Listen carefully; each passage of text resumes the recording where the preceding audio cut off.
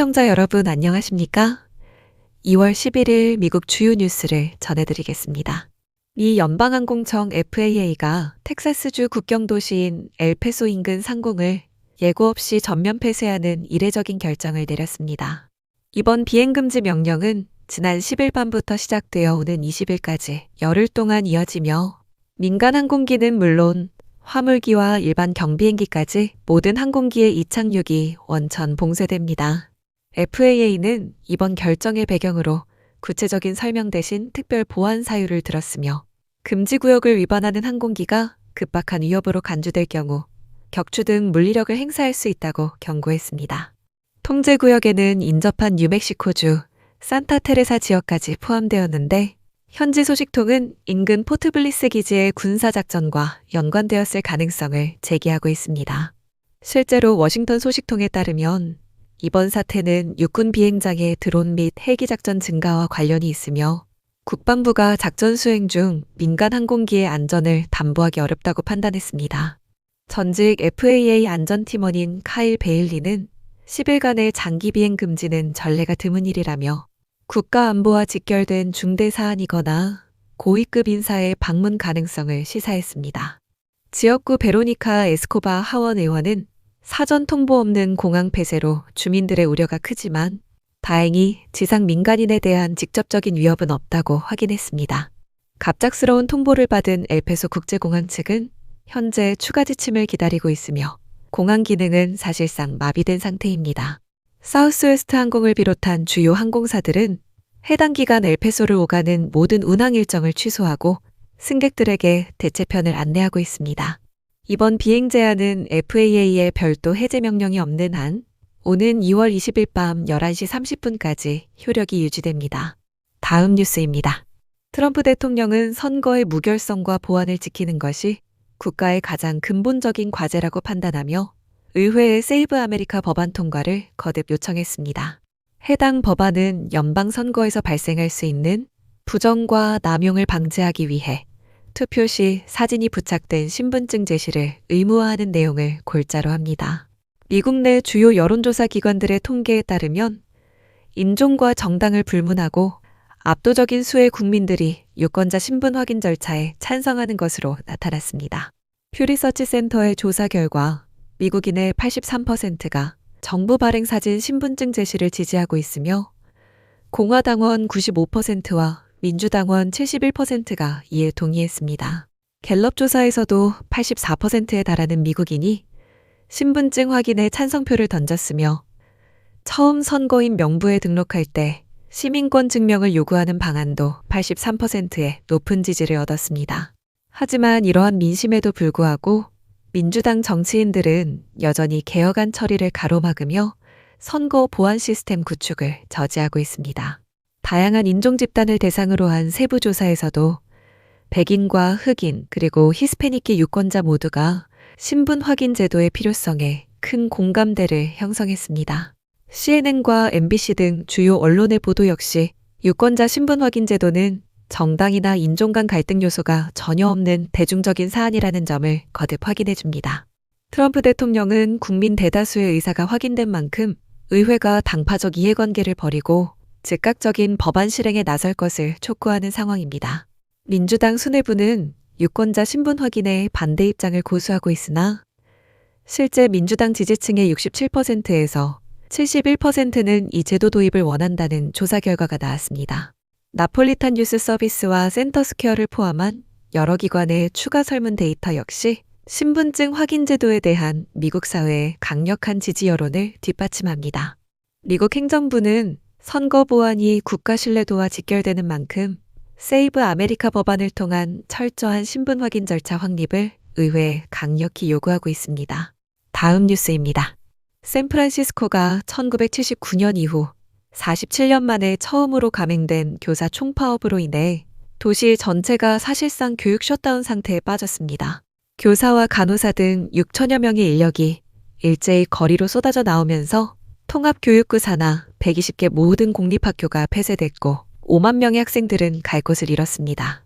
학교와 근무지 앞에는 이른 아침부터 피켓 라인이 형성됐으며 갑작스러운 등교 중단 통보를 받은 학부모들은 당장 아이들의 식사와 돌봄 문제를 스스로 해결해야 하는 처지에 놓였습니다.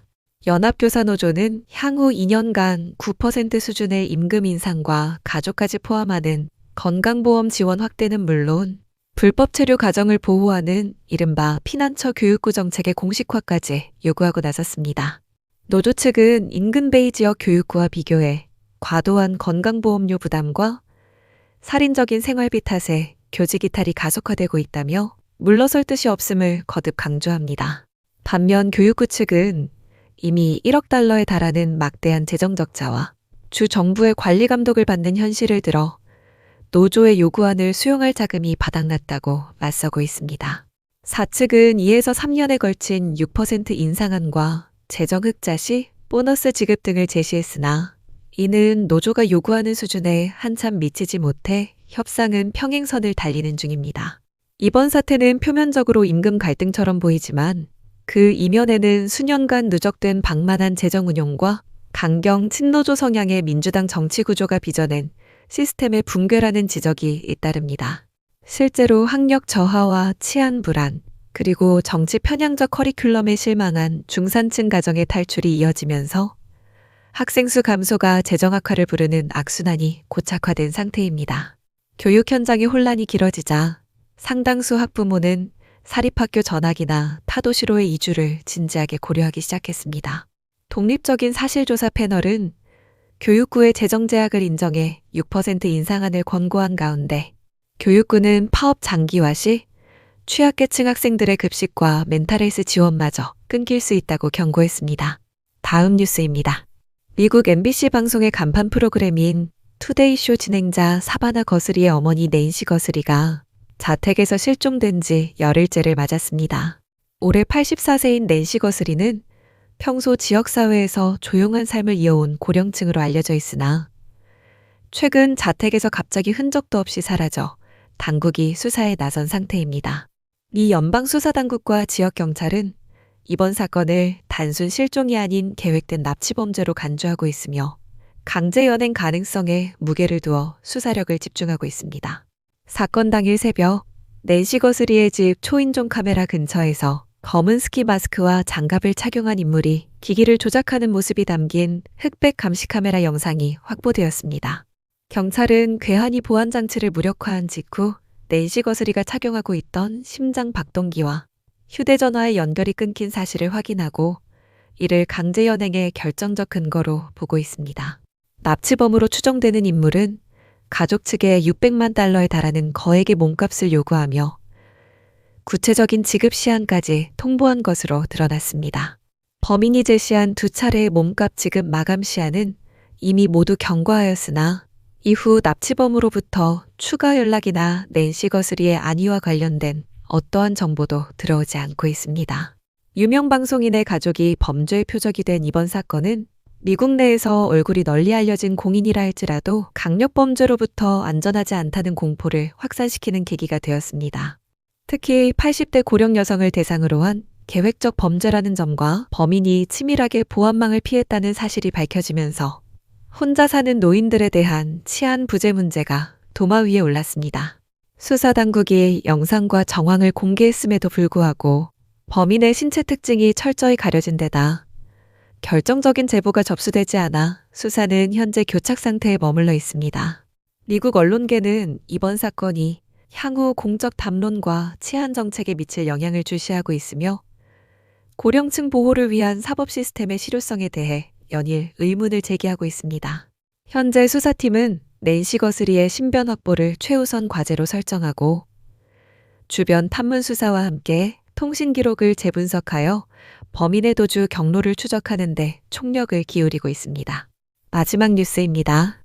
캐나다 서부 브리티시 컬럼비아주 북동부의 외딴 소도시 텀블러 리지에서 무차별 총기 난사 사건이 발생해 최소 9명이 목숨을 잃는 참사가 빚어졌습니다. 사건은 2월 10일 오후 텀블러 리지 세컨더리 스쿨과 인근 주택 두 곳에서 연쇄적으로 벌어졌으며 현재까지 파악된 사상자 규모가 계속 늘어나고 있습니다. 연방경찰은 학교 내부에서 최소 6명의 사망자를 발견했고 인근 주택에서도 2명이 숨진 채 발견됐다고 발표했습니다. 특히 이번 총격으로 용의자를 포함해 사망자가 10명에 육박하고 있으며 중태에 빠져 헬기로 이송된 환자를 포함해 25명 이상의 부상자가 발생해 치료를 받고 있습니다. 수사 당국은 갈색 머리에 드레스를 착용한 여성 용의자가 학교와 주택 두 곳의 범행을 모두 저지른 뒤 교내에서 스스로 목숨을 끊은 것으로 잠정 결론을 내렸습니다. 최초 신고 접수 후 약 2분 만에 현장에 도착한 경찰 병력은 학교 건물을 신속히 봉쇄하고 학생과 교직원을 대피시키는 긴급 조치에 나섰습니다.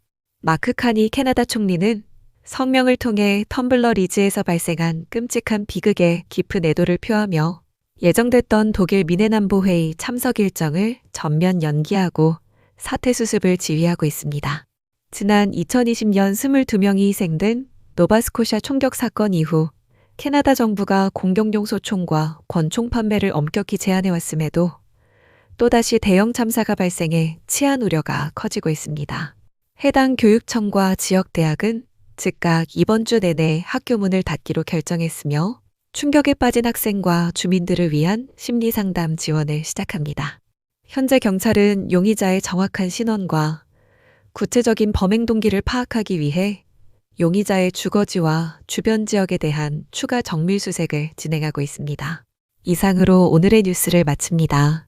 시청해주셔서 감사합니다.